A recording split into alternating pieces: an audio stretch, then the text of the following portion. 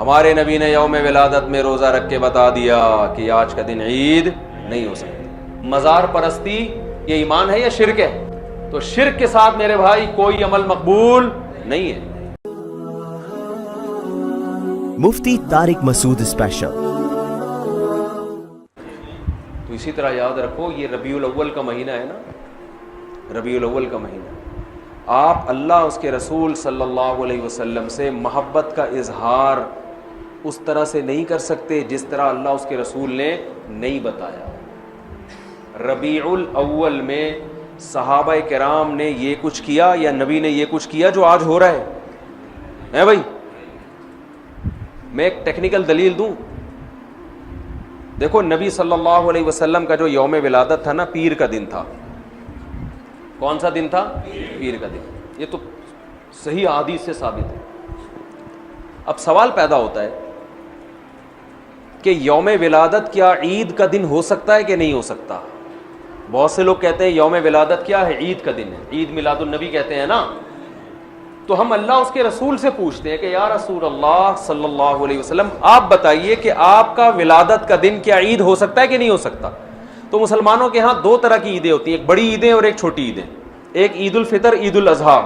یہ سال میں عید الفطر بھی ایک دفعہ اور عید الاضحیٰ بھی ایک دفعہ. یہ اس میں ہم نماز پڑھتے ہیں، نہاتے ہیں، دھوتے ہیں اور مصلی کی طرف جاتے ہیں، ایک دوسرے کو مبارکبادیں دیتے ہیں، جانور ذبح کرتے ہیں. ساری دنیا میں یہ منائی جاتی ہے. کیا خیال ہے؟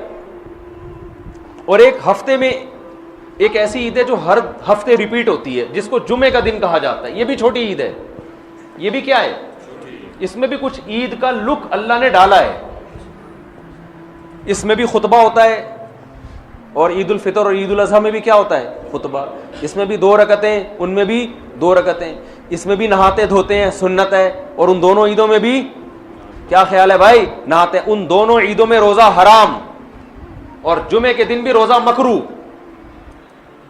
خاص جمعے کو مخصوص سمجھ کے روزہ رکھنا حدیث میں اس سے منع کیا ہے. کسی کا چھٹی کا دن ہے یا اس کو آسانی ہے تو ایک الگ بات ہے. اس نیت سے روزہ رکھنا کیا جمعے کا دن بڑا دن ہے تو میں اس لیے روزہ رکھ رہا ہوں، اس کی حدیث میں ممانعت ہے. تو پتہ چلا عید کا لک آیا کہ نہیں آیا اس میں.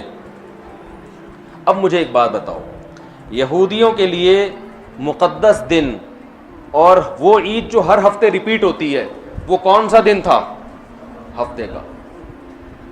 یہودیوں کے بعد عیسائی دنیا میں آئے. عیسائیوں کے لیے کون سا ہوا؟ اتوار. تو ہمارے لیے کون سا ہونا چاہیے؟ پیر ہونا چاہیے تھا نا. جمعہ کہاں سے بول رہے ہو بھائی؟ ہم اور لیٹ آئے تو ہمارے لیے کون سا ہونا چاہیے تھا؟ پیر. اور وہ نبی کا یوم ولادت بھی تھا. لیکن نبی کا یوم ولادت تھا اس لیے اللہ نے پیر کو نہیں رکھا، ریورس کر دیا جمعے کو، تاکہ لوگ یوم ولادت کو عید سمجھنا نہ شروع کر دیں. بہت مشکل ہے بھائی، پشاور میں بات سمجھانا بہت مشکل ہے، بہت مشکل ہے. آ رہی ہے الحمدللہ. میں ویسے چھیڑنے کے لیے کرتا ہوں.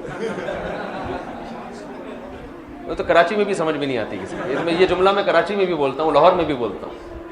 وہ غیرت دلانا مقصد ہوتا ہے کہ بولے یار اتنی آسان بات ہمیں سمجھ میں نہیں، کیسی بات کرو، ایک دم بوجھ میں سمجھ میں آ رہی ہے، جوش میں آ کے بولتے ہیں، پھر آتی ہے سمجھ میں. کچھ مسائل غیرت کے ہوتے ہیں. اب آپ بتاؤ کتنی زبردست لاجک کی بات ہے کہ ہونا پیر کا دن چاہیے تھا، لیکن اور وہ یوم ولادت بھی تھا، لیکن اس کو کیا کر دیا؟ ریورس. اتنا کافی تھا اس امت کو سمجھانے کے لیے کہ نبی کا یوم ولادت میں عید نہ بنانا، اتنا کافی تھا. لیکن نبی نے ایک اور کام کیا. شاید نبی کو معلوم تھا، اللہ نے بتا دیا تھا کہ یہ امت باز نہیں آئے گی، تو نبی نے ایک اور کام کیا کہ پیر کو آپ نے روزہ رکھا. صحیح بخاری مسلم کی حدیث ہے. صحابہ نے پوچھا آپ روزہ کیوں رکھتے؟ فرمایا میرا یوم ولادت ہے. عید کے دن روزہ رکھنا جائز ہے؟ کیا مطلب؟ روزے کا عید کا جو تھوڑا سا بھی تصور تھا نا یوم ولادت میں، اس تصور کے بالکل کھرچ کے جڑ سے خاتمہ کر دیا کہ روزہ اور خوشی کا دن جمع نہیں ہو سکتے.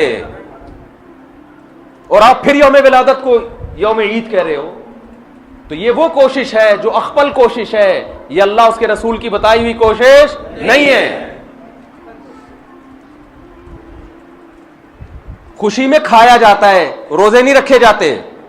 ہمارے نبی روزہ رکھیں, تبھی آپ دیکھو سعودی عرب میں سب عرب اکثر روزہ رکھتے ہیں پیر کے دن, سنت ہے. ہمارے یہاں رواج نہیں ہے.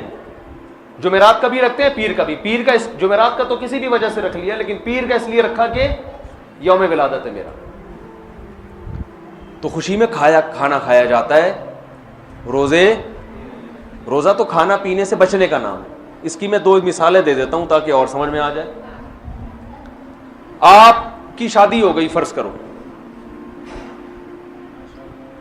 کہہ رہے ماشاء اللہ, فرض کرو شادی ہو گئی. دوست ملتے ہیں, یار سنا ہے تیری شادی ہو گئی, خوشی میں کیا کھلائے گا, یہی کہتے ہیں نا. آپ نے کہا اتنی مجھے خوشی ہوئی ہے کہ کل صبح نہ میں ناشتہ کروں گا نہ تم ناشتہ کرنا, ہم کھانے سے کیا کریں گے, اوائڈ کریں گے.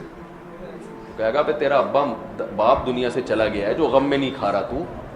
حدیث میں آتا ہے نا, جس گھر میں میت ہوتی ہے تو لوگ غم زدہ ہوتے ہیں, تو ان کو کھلاؤ جا کے, کیونکہ وہ کھا نہیں سکتے بیچارے, غم میں ہوتے ہیں, پکاتے نہیں ہیں. آپ کا بیٹا پاس ہو گیا امتحان میں اچھے نمبروں سے, لوگ پوچھتے ہیں بھائی بڑا مزہ آ رہا ہے یار, کیا کھلائے گا. آپ نے کہا ڈنر کا ناغہ ہے, آج تم بھی رات کو بھوکے سو گے اور میں بھی بھوکا سو. تبھی عید کے دن روزہ نہیں ہے بھائی. روزہ اور عید ایک دوسرے کے بالکل اپوزٹ ہیں, ضد ہیں. ہمارے نبی نے یوم ولادت میں روزہ رکھ کے بتا دیا کہ آج کا دن عید نہیں ہو سکتی. اور ایک اور بات,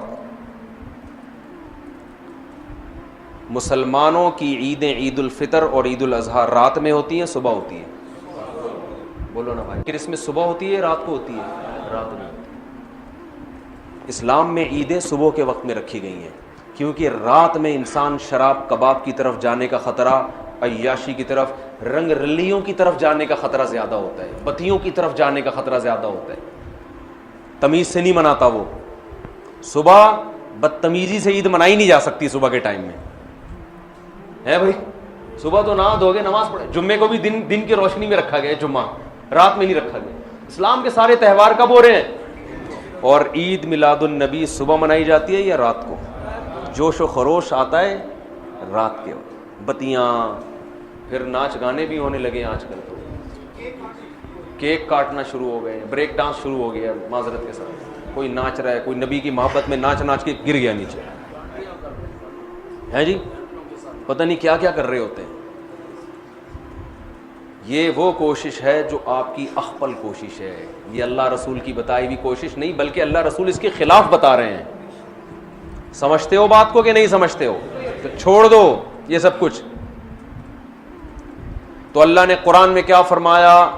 پہلی شرط نیت آخرت, دوسری شرط کوشش بھی کرے, تیسری شرط کوشش بھی اپنی نہیں بلکہ آخرت والی کوشش, چوتھی شرط وَهُوَ مُؤْمِنٌ, توحید پرست بھی ہو, ایمان بھی ہو.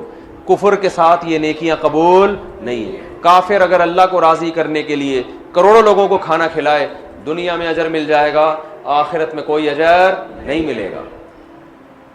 تبھی غیر مسلم میت کے لیے دعا نہیں کر سکتے, زندہ کے لیے کر سکتے ہیں, غیر مسلم مر گیا تو اس کے لیے دعا کی بھی, ریسٹ ان پیس بھی نہیں کہہ سکتے اس کو آپ, جو مر گیا. آج کل لوگ کہہ رہے ہوتے ہیں اس کی روح کو اللہ جو ہے نا امن میں رکھے, بس اللہ نے پابندی لگا دی.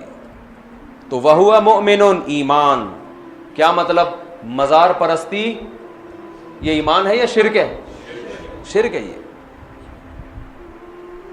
ندا لغیر اللہ, صرف یا اللہ مدد چلے گا اللہ کے ہاں, اور کوئی نعرہ اللہ کے ہاں قابل قبول نہیں. ہم کہتے ہیں ایاک نعبد و ایاک نستعین, صرف تجھ سے تیری عبادت کرتے ہیں اور مدد صرف, یہ صرف کا لفظ بھی لگا ہوا ہے اس ترجمے میں, کیونکہ مفعول بھی جو آبجیکٹ ہے نا اس کو پہلے کر دیا. ایک ہوتا ہے نعبدو کا, اس کا مطلب ہے ہم تیری عبادت کرتے ہیں, اور کا کو اٹھا کے ایا کا بنا کے پیچھے لے آیا. تو عربی گرامر جو جانتے ہیں اس کا مطلب ہے صرف تیری, صرف تجھ سے مدد, ایاک نستعین, تیرے علاوہ کسی سے مدد نہیں مانگتے. تو شرک کے ساتھ میرے بھائی کوئی عمل مقبول نہیں ہے. تو یہ 4 باتوں پر آپ عمل کریں گے تو فَأُولَئِكَ كَانَ سَعْيُهُمْ مَشْكُورًا, اللہ فرماتے ہیں ان کے تھوڑے پر بہت زیادہ دوں گا میں. یہ تھوڑا کریں گے اجر وہاں بہت زیادہ, اور ان پر عمل نہیں ہوا تو دنیا تو واہ واہ کر لے گی, بڑا پروٹوکول مل جائے گا, کوئی کیا بن جائے گا, کوئی کیا بن جائے گا, آخرت میں زیرو. جیسے پہاڑ ہوتا ہے نا راکھ کا, دیکھنے میں بڑا لگتا ہے, پھونک مارو پورا پہاڑ اڑ جائے گا وہ. تو اللہ سے دعا ہے کہ اللہ ہمیں آخرت کی تیاری کی توفیق عطا